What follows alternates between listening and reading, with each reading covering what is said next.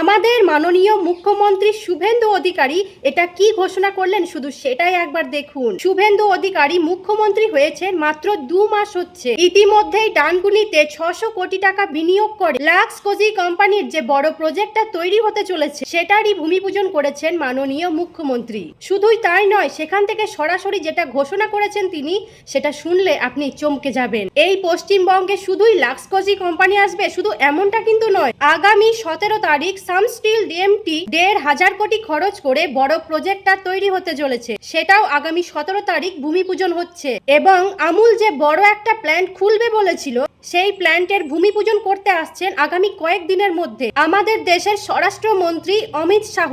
শুধু এখানেই শেষ নয়, আগস্ট মাসের প্রথম সপ্তাহে দুর্গাপুরে 4,000 কোটি টাকা বিনিয়োগ করে একটা বড় প্রজেক্ট তৈরি হতে চলেছে, সেটারও ভূমি পূজন হবে খুব তাড়াতাড়ি। এই সব বড় বড় কোম্পানিগুলো যদি আসতে থাকে আমাদের এই পশ্চিমবঙ্গে, তাহলে বিশ্বাস করুন আমাদের এইসব শ্রমিক ভাইরা নিজের রাজ্য ছেড়ে চেন্নাই, মুম্বাই, কেরালা, ব্যাঙ্গালোরের মতো জায়গায় কাজ করে সেখানে যাওয়ার কোনো প্রয়োজনই হবে না এবং এখানে লক্ষ লক্ষ মানুষ কর্মসংস্থান পাবে। তখন হয়তো বাজিটাই পাল্টে যাবে, হয়তো ওইসব রাজ্যের মানুষ এই রাজ্যে আসবে কাজের সন্ধানে। গত 2 দিন আগে কি ঘোষণা করেছেন মুখ্যমন্ত্রী, দেখুন একবার ভিডিওটা।